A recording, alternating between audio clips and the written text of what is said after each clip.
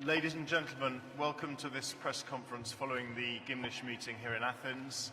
I will first of all invite the Deputy Prime Minister and Foreign Affairs Minister Venizelos to make a few introductory remarks.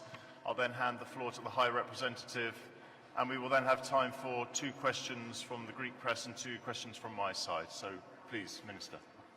Thank you. I'm here just to welcome publicly Cathy Ashton and my counterparts from the other European countries.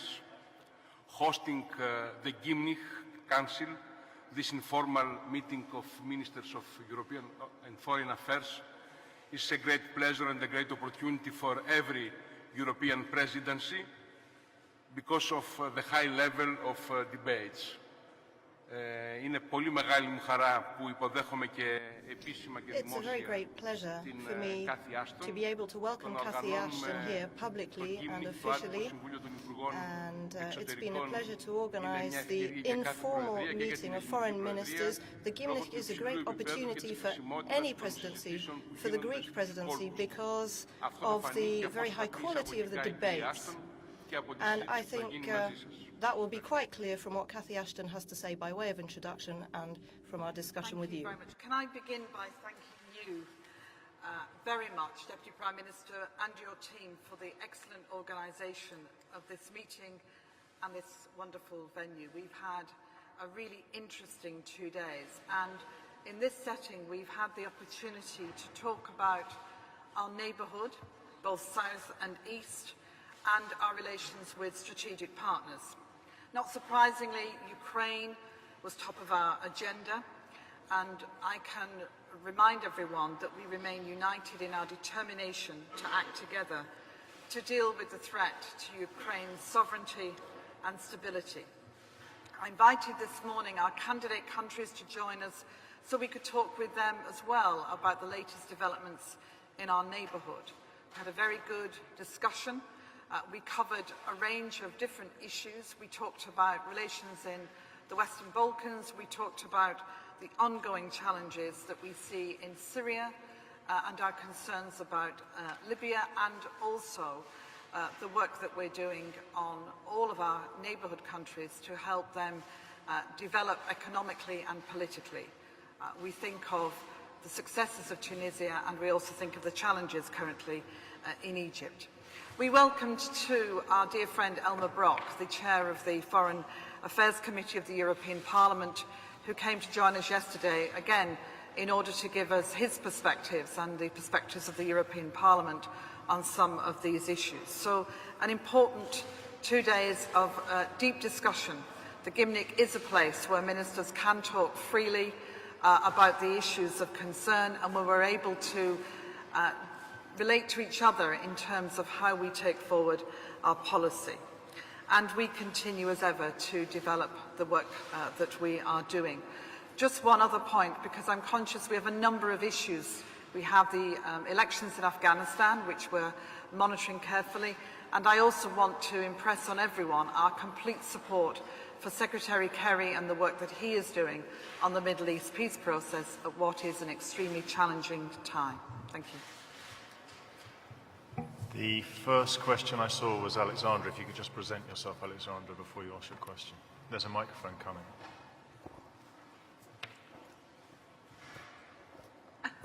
2 microphones coming. Hello, Alexandra Mayer-Hodal with the German press agency DPA.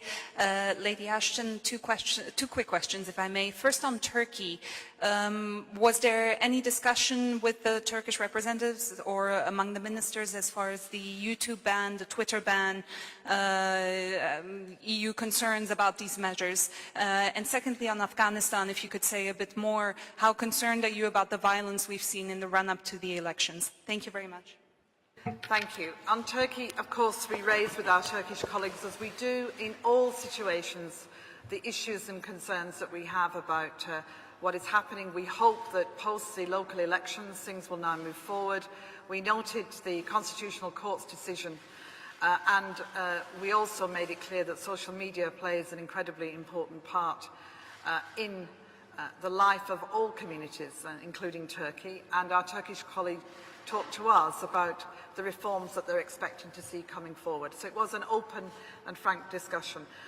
On the Afghan elections, this will be a historic moment if we get this right, this democratic transition. We want to see everybody participating, including, I would say, all the women of Afghanistan.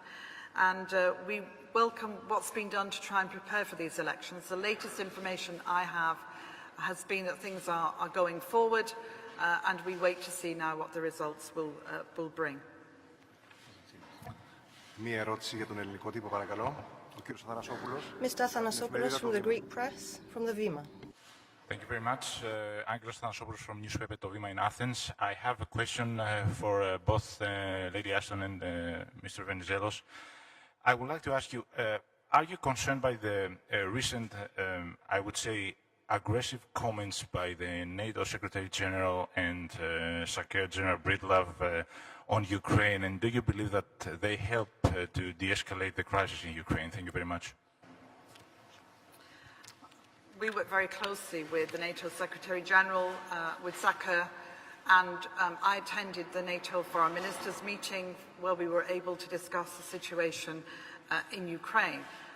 You can describe the comments however you like, but I think what was very important was the unity of the NATO countries who are working closely together to address real concerns about what is happening in Ukraine and the consequences for the thinking that we all need to have about the future. Minister, would you like to add something? As you know, Greece participates always in the European and the Euro-Atlantic mainstream. Our position is very clear. Our policy is a policy of principles. Our pillar is always the need for respect of the international legal order. But on the other hand, it's very important for us to keep open the channels of political and diplomatic dialogue, because we need a consensual political applicable solution. The main issue now is the de-escalation. The next hand I saw was Daniel. You still have a question? If you put your hand up so the microphone can find you. Yeah. Thank you. Daniel Brosler, Süddeutsche Zeitung.